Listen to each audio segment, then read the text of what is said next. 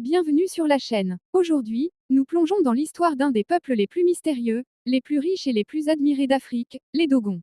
Installés au cœur du Mali, sur les majestueuses falaises de Bandiagara, les Dogons possèdent une culture ancestrale, une architecture unique et des connaissances étonnantes. Installe-toi, car tu vas découvrir l'une des histoires les plus fascinantes du continent africain.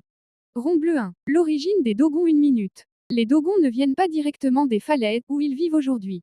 Selon leurs traditions orales, ils sont originaires de la région du Mandingue, au sud-ouest du Mali actuel. Entre le XIVe et le XVe siècle, ils auraient quitté cette région pour fuir, point les conflits internes, point les invasions, et surtout l'islamisation forcée. Ils cherchèrent un refuge sûr et difficile d'accès. C'est ainsi qu'ils atteignirent les falaises de Bandiagara, un mur naturel long de 150 km, pouvant atteindre 500 mètres de hauteur. Un endroit parfait pour se cacher, se protéger et construire une nouvelle vie. Rond bleu 2. Installation sur les falaises, une minute. À leur arrivée, les Dogons découvrent que les falaises étaient autrefois habitées par un peuple mystérieux, les Télèmes. Ces anciens habitants ont laissé des traces spectaculaires, comme point des habitations creusées directement dans la roche, point des greniers suspendus sur la paroi, point des tombes situées si haut qu'on se demande comment ils y montaient.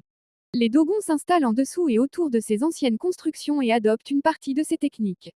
Peu à peu, ils construisent leur propre village dans les falaises et sur le plateau.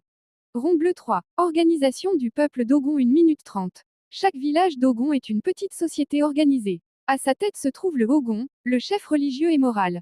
Il est respecté, ne doit pas être touché, et il vit souvent seul dans une maison spéciale.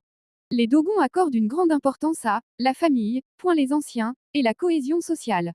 Les villages sont composés de maisons en banco, de greniers masculins et féminins, pour séparer les récoltes, et surtout du fameux Toguna, la maison des hommes. Le Toguna possède un toit très bas, si un homme se fâche, il ne peut pas se lever pour se battre. On est obligé de discuter calmement. Rond bleu 4. Religion et spiritualité, 2 minutes. La religion Dogon est l'une des plus riches d'Afrique. Elle est centrée sur Ama, le dieu créateur. Selon leur cosmologie, Ama créa l'univers à partir d'un œuf primordial. Mais les récits Dogon deviennent encore plus fascinants lorsqu'on parle des Nomos. Des êtres mythiques, associés à l'eau. Messagers d'Ama, maîtres de la parole. Selon les Dogons, les Nomos sont descendus du ciel pour enseigner aux humains la vie, la parole, l'organisation et les rites. Certaines versions occidentales ont même comparé eux à des êtres venus d'autres étoiles, notamment à cause des connaissances astronomiques des Dogons. Rond bleu 5. La mystérieuse astronomie Dogon, 1 minute 30. Bien avant l'arrivée de télescopes modernes, les Dogons connaissaient Sirius, sa petite étoile invisible à l'œil nu, appelée Sirius B, ainsi que le cycle de rotation de cette étoile.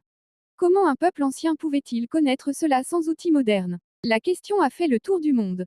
Pour les Dogons, la réponse est simple, point ces connaissances